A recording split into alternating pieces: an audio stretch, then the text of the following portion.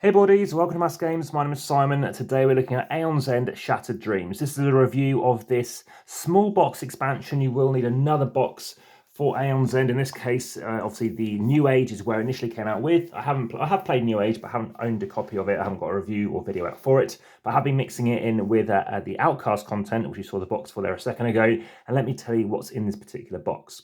So we have a new nemesis that we can fight. We have a new character we can play. Now, I've never seen this before, but it actually has a difficulty rating, and it says difficulty rating of 9. Now, I'm not sure what that means compared to the others, but it is pretty hard because they only have one breach available. And Orb Caller is the name of this particular, I guess, mage that we're playing with. And unlike the other kind of characters where we have Renegade, Elite, and Apprentice, it doesn't really have anything else to say about it. It starts off with 2 cards, one in your starting hand, one in your starting deck. So these are your special starting cards. You can gain a charge, cast a spell in your hand, and return that spell to the supply pile. So rather than only having one breach, most of the time you can cast things directly from your hand. You can also lose 1 charge to gain a spell from any supply pile that costs less than the cast spell. So what it's all about is probably cascading, going for a level 7 kind of spell if you can get up to affording that, ditching it by using that charge that you've gained to spend it, to then gain level 6, then a 5, 4, 3, whatever it might be, and then of course it goes. So it's quite cool as into how to use it. And you may destroy a card in your hand or discard pile. You're also going to gain yourself 4 ether, and you may place the next spell you gain this turn into your hand. So again, that's pretty cool. Need your money to, of course, get that up. We have lost playing with this character against the Wailing, but this game comes with some treasures which were introduced, I think, in the New Age, and you'll also find them over in the Outcast box too, and various cool things which you have managed to win. In some games it has been easier, sometimes it's been significantly easier, sometimes it's been fairly close. But this one is you can gain 1 ether. Somebody's going to have this character swapping out for a gem if you can, if not for a spell, so a spark. Any ally may suffer 1 damage if they do destroy a card in hand. This one's either gain 1 or gain 2. That can only be used to gain a card. Place this next card you gain this turn on top of any ally's discard pile.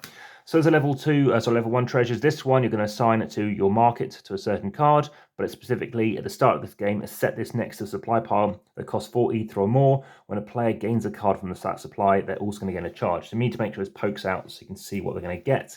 So those tend to run out quite quickly. Once per turn, this is a character can have this one.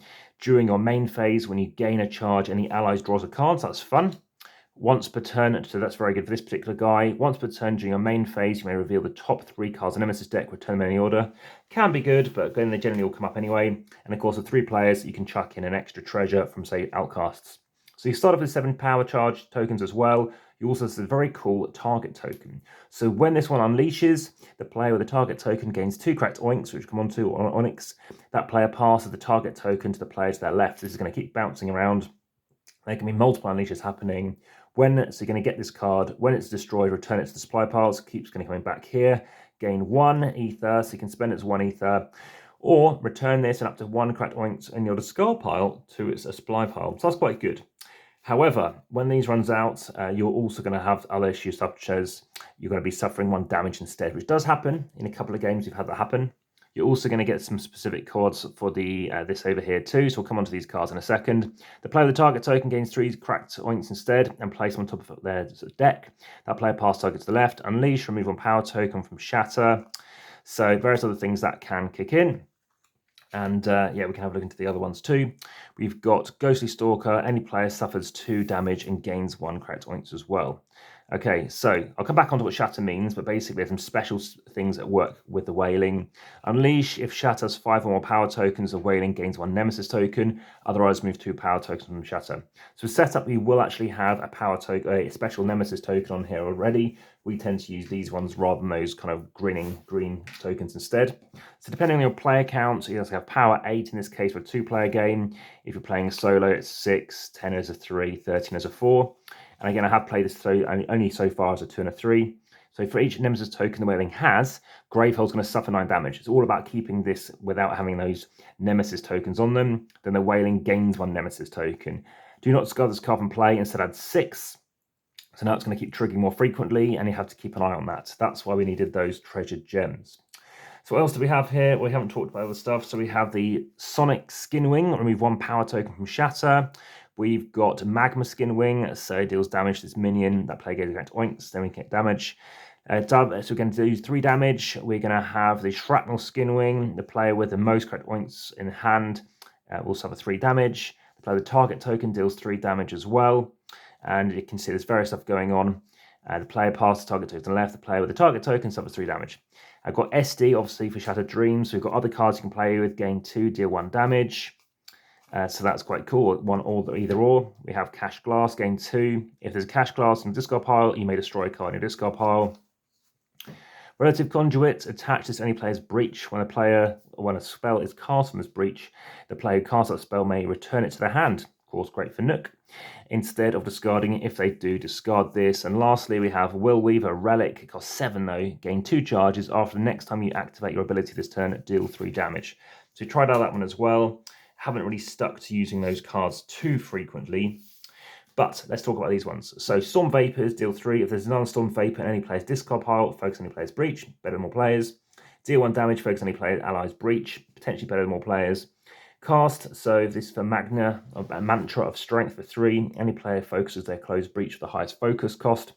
You deal 1 damage, you may destroy this. If you do, deal 2 additional damage. Crescendo Ray, gain 1 ether. And then what you're going to be able to do is, you need other prep spells. But again, that's quite tough, especially for Nook. Snap Ritual for 6. When prepped once per turn during your main phase, you may discard a card in hand to deal 2 damage. And then cast will deal 3 damage as well. For 7, Embody Flame, that's the last one. Deal 5 damage, you may destroy a card in your card supply pile. If you do, deal 3 additional damage. So, that is the Shattered Dreams. Now, in terms of it, we played this first of these various mini kind of small box expansions.